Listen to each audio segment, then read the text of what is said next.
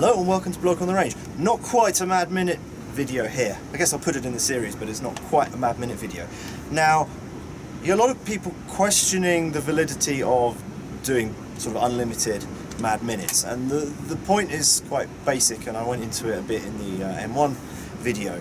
Now, if you can in principle do 25-30 rounds in a minute out of a particular rifle, if you're then going down to a more sensible, more practical rate of fire of, if we take the musketry regulations 1909, which says that trained soldiers should be able to fire 12 to 15 rounds a minute at up to 1,000 yards, because that's how they were thinking pre-World War I, without significant loss of accuracy.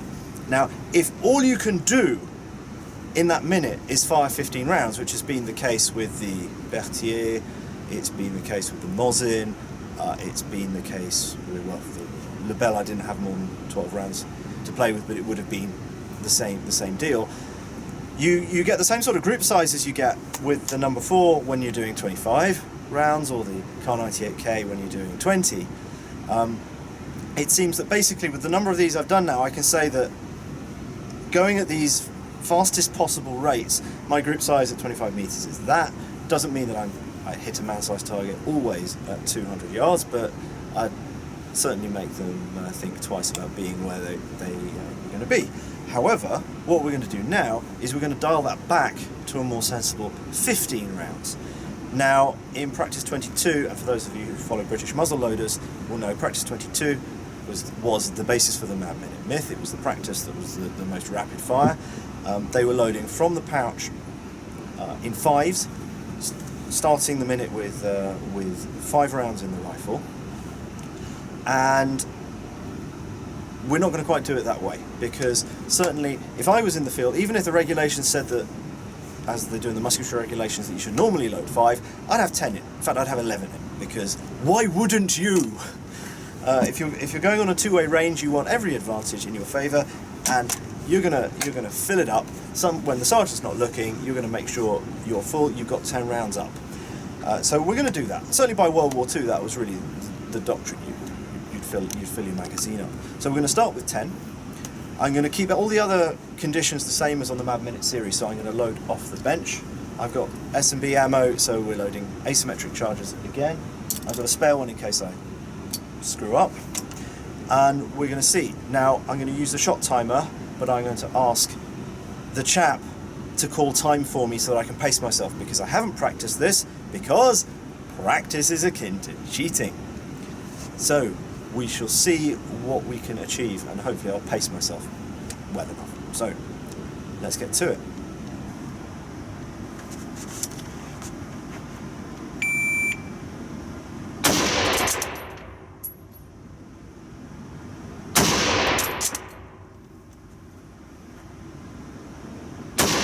Ten.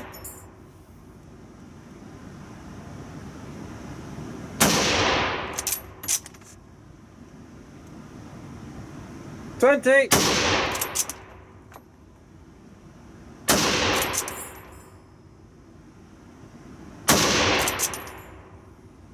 30.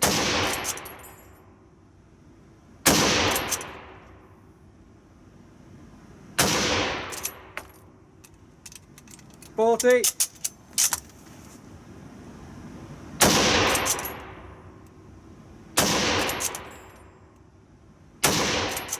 50.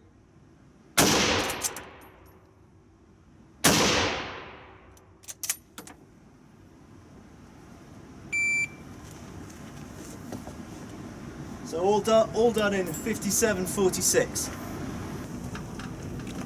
Yeah, I think compared to the original one, okay, I fluffed one, but the vast majority of the shots, we've got 1, 2, 3, 4, 5, 6 shots there and 9 in there, and it looks like I do need to move my front sight just a touch to bring it back to the left. I had zeroed this before, but wandering zero. No. Yeah, you can see the difference here as to just how much tighter you can group at 15 rounds. With a Berthier, it was like that at 15 rounds, and that's really sort of the take-home message of this, is that if the rifle is capable, if you and the rifle are capable of a best effort 25, there's basically 10 rounds worth of time that you can spend on doing everything better. Now you'll have noticed that I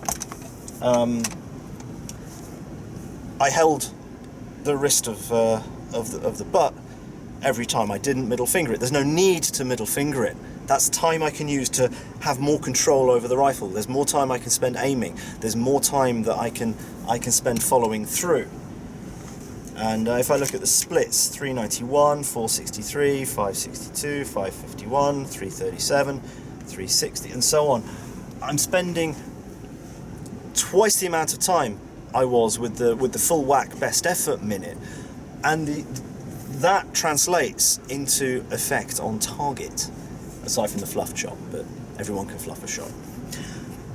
So there you go. I hope that was at least vaguely illustrative and interesting. So please like and subscribe, please share our videos, please consider becoming a patron if you haven't already done so, because that was quite a lot of money turned into noise to do this video. Many thanks to Coup du Tir Shooting Centre in Sion, Canton Valais in Switzerland, for the use of their awesome range, and see you again sometime. Bye!